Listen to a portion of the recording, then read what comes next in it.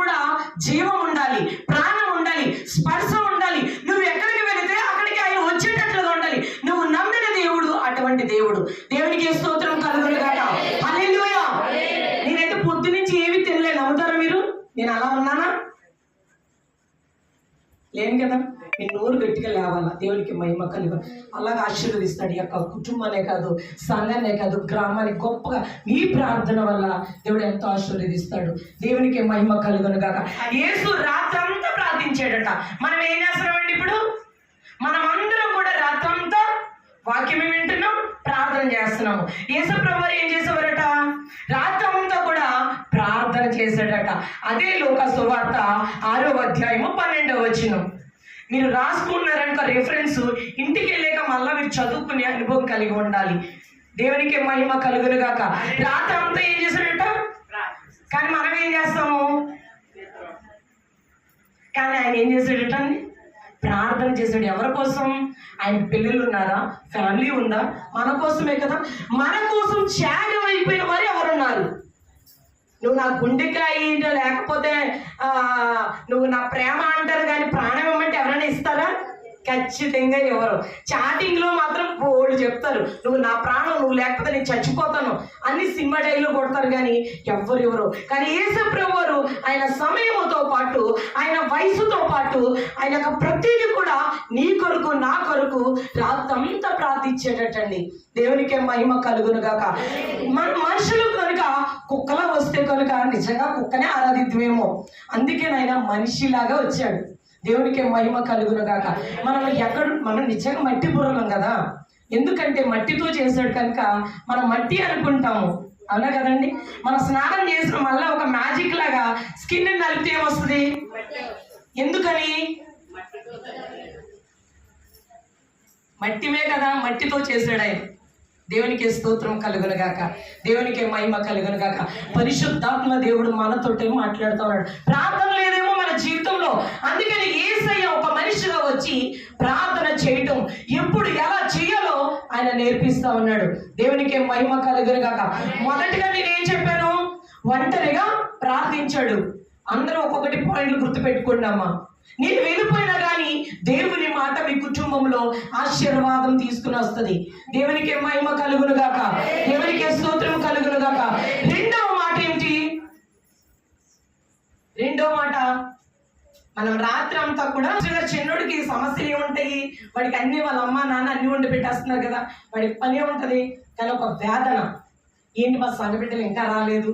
అది చిన్నోడే కావచ్చు, అటు ఇటు తిరుగుతూనే ఉండొచ్చు, కానీ ఒక ఆలోచన చేస్తాడు. ఏ సమయంలో ఏం పాట పాడతారో, ఎంతమంది వస్తున్నారు, పిల్లలు ప్రతిదీ అబ్జర్వ్ చేస్తారు. దేవునికి మహిమ కలుగును గాక. ఆయన ఏం చేస్తున్నాడంట? వేదనతో ప్రార్థించేటండి. ఎవరైనా మన పక్కన కానీ మన యొక్క తెలిసిన వాళ్ళు ఎవరైనా చనిపోయారు అనుకో, వాళ్ళెవరో మనకు తెలియకపోయినా ఏమొస్తుంది? ఖచ్చితంగా ఏ రిలేషను లేదు. రోడ్డు మీద పడిపోయిన వ్యక్తిని చూసినా కూడా మనకు ఒక వేదన, కన్నీరు ఖచ్చితంగా వస్తుంది. ఎందుకని? మనం కూడా మనుషులం కాబట్టి, మనలో మానవత్వం ఉంది కాబట్టి. నీకు కన్నీరు రాలేదంటే మనం మానవులు కాదు. దేవునికి స్తోత్రం కలుగును గాక. పరిశుద్ధాత్మ దేవుడు వేదనతో ప్రార్థించినట్లుగా అదే యొక్క అధ్యాయంలో 22:44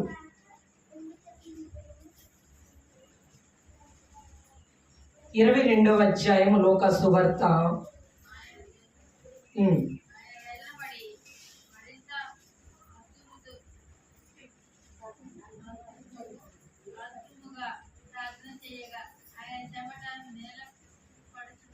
చెమట రక్తముగా మారేను. అది ఎక్కడుంది?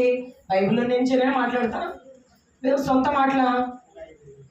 దేవునికి మహిమ కలుగును గాక. దేవునికి స్తోత్రము కలుగును గాక. చాలా అద్భుతమైన ఆయన వేదన పడి మరింత ఆతురముగా ప్రార్థన చేయగా ఆయన చెమట నేల పడుచున్న గొప్ప రక్త బిందువులే ఆయన.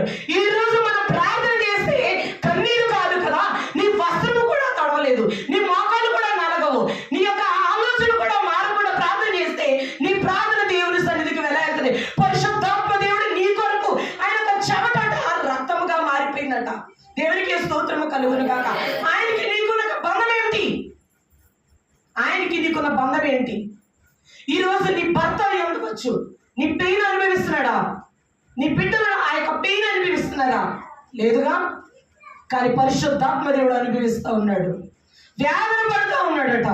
ఆ యొక్క చెమటలు రక్తంగా మారిపోయినట్టండి. మందిరంలో ఎవరు లేకపోవచ్చు, నువ్వు వచ్చి ప్రార్థన చేయి. ఇక్కడ నీ కుటుంబంలో సమస్యలన్నీ తీరిపోతాయి. కన్నీటితో ప్రార్థన చేస్తూ ఉంటాను. ఆ ప్రార్థన అయ్యేటప్పటికి దేవుడు ఫలితాన్ని ఇస్తాడు.